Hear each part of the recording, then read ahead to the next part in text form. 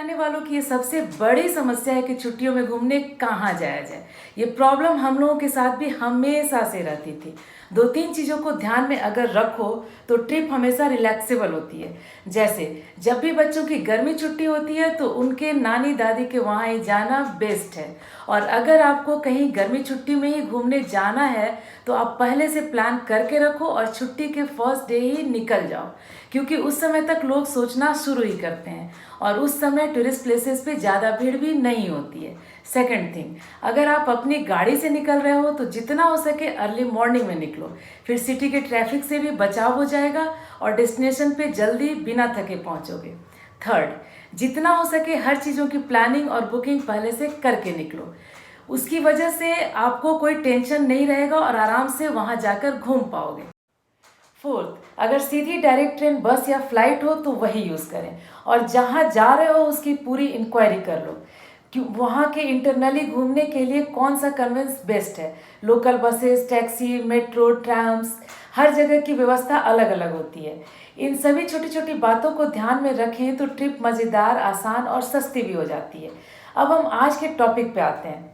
आज हम बात करेंगे पॉपुलर हिली एरियाज़ की जो हमारे दिल्ली के नज़दीक भी है। और हाँ, एक और बात, हर हिल स्टेशन के नीचे एक सिटी होती है, वहाँ पहुँचने के बाद हम हिल स्टेशन पहुँचते हैं। जैसे फर्स्ट नंबर पे आती है शिमला, उसके नीचे की सिटी कालका। कालका टू शिमला हम लोग टॉय ट्रेन या टैक्सी कार से पहुँच सकते हैं, पर कालका तक दिल्ली से पहुँचने के लिए हम लोग कैसे पहुँचेंगे? अपनी गाड़ी को भी प्रेफर करते हैं कई लोग, लेकिन अगर बस से भी जाना चाहें तो आप बस से भी जा सकते हैं। आईएसबीटी कश्मीरी गेट से बस मिल जाती है जो मॉर्निंग 3 AM से मिलनी शुरू होती है और 7 to 9 आवर्स में पहुंचा देती है। शिमला पहाड़ों की रानी, इसे ही समझ लो कि आप पहाड़ों पे हो। वहाँ की वॉकिंग अपने आप में अनूठी है और लोकल में शॉपिंग के लिए लक्कड़ बाजार, सनसेट के लिए scandal point, Jakhu temple, pine forest, military museum, fort, Tara Devi temple, waterfall, Johnnie's wax museum, ये सारे प्लेसेस 1 या 2 दिन में टैक्सी से आप कवर कर लोगे। दूसरे या तीसरे दिन आप कुफरी, शिमला जो कि शिमला से ऊपर है, उसे कंप्लीट कर सकते हो। तीसरे चौथे दिन वापसी, चीप एंड बेस्ट तरीका। और अगर आप स्पोर्ट्स एक्टिविटीज़ को करना चाहते हैं तो उसके लिए आपको और टाइम लेकर निकलना होगा। Ice skating, river rafting, camping, cycling, paragliding, cottage stay, ski in winter, ये सारे एक्टिविटीज़ वहाँ अवेलेबल है। आगे आप कमेंट करके हमें बताना आपको अगर पूरी जानकारी डीप में लेनी हो तो। दूसरे नंबर पे आती है मनाली। मनाली के लिए भी बसेज ही बेस्ट है। अप्रॉक्स 540 किलोमीटर को कवर करती है बस 12 से 15 घंटे में। मनाली में भी mall road for shopping, Solang valley, Hidimba Devi temple, Buddhist monastery, falls, Van Vihar national park, Nehru Kund, museum, Ghatotkach tree temple, Tibet market, hot water spring, Mahadev temple, Gauri Shankar temple, ये सारे 2-3 दिन में लगभग आप टैक्सी से कवर कर लोगे। और एक्टिविटीज़ के लिए paragliding, river rafting, lake trek, skiing, zorbing, off road riding, same thing, time, money और जिगरा सब कुछ ही एक्स्ट्रा चाहिए। तीसरे नंबर पे है मसूरी। मसूरी के लिए तो बसेस है ही कश्मीरी गेट से, लेकिन वहाँ के लिए मेरे ख्याल से ट्रेन या फ्लाइट ज़्यादा बेटर है जो देहरादून तक पहुँचाती है। और उसके आगे टैक्सी और बसेस भी अवेलेबल है जो एक दिन में पूरे टूर को कराकर वापस देहरादून पहुँचा देगी। या फिर देहरादून से आप डायरेक्ट टैक्सी बुक कराकर 2 दिन लेकर पूरे प्लेसेस को आप कवर कर सकते हो।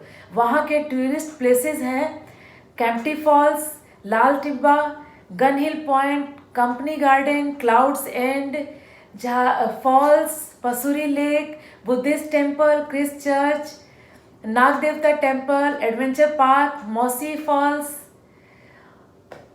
ये सारे प्लेसेस आप अपने हिसाब से कवर कर लोगे। अब हम आते हैं चौथे नंबर पे, कोंटातार।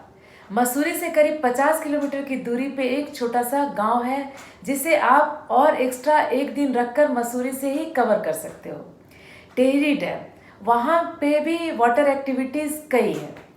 कुंजपुरी टेम्पल, डोबरी सस्पेंशन ब्रिज, चौरंगी कुंड, नागराज टेम्पल, बुरंज, खांडा, ये सारे प्लेसेस आप एक दिन में कवर करके मसूरी वापस आ सकते हो। नेक्स्ट प्लेस है नैनीताल। दिल्ली से करीब 300 किलोमीटर की दूरी पे काठगोदाम, वहाँ से 1 घंटे का रास्ता नैनीताल। काठगोदाम के लिए बसेस और ट्रेन दोनों ही अवेलेबल है। वहाँ के अट्रैक्शंस हैं Naini lake, tiffin top, sunrise, Tibetan market, Hanuman temple, Nainital ropeway, mall road, Naina Devi temple, bird sanctuary, Raj Bhavan, China peak, zoo, rock climbing, garden. उसके अलावे कॉर्बेट नेशनल पार्क भी एक दिन एक्स्ट्रा लेकर आप कवर कर सकते हो। 6 नंबर पे आती है डलहौजी। बसेस दिल्ली से अवेलेबल है जो 11 घंटे लेती है, बट बाय ट्रेन पठानकोट पहुंचकर आगे टैक्सी बस से भी जा सकते हो। 80 किलोमीटर की दूरी 2 घंटे में डलहौजी पहुंच जाओगे। वहाँ के अट्रैक्शंस पंचकूला, काजियोर जिसे मिनी स्विट्जरलैंड भी कहते हैं, Kalatop wildlife sanctuary, falls, park, dam, church, Shaktipeeth, Chamunda देवी मंदिर, वाटरफॉल, तिब्बत मार्केट, ये सारे अट्रैक्शंस आप 2 या 3 दिन में कवर कर लो। 7 नंबर पे आती है धर्मशाला, जहाँ की पठानकोट से 3 आवर्स बाई बस लगती है। वहाँ के अट्रैक्शंस है Dalai Lama's village, Bhagsunag temple, St John's church, Dal lake, तालनो हाईएस्ट पॉइंट इन धर्मशाला। ये सारे प्लेसेस 2 डेज में कवर हो जाएंगे।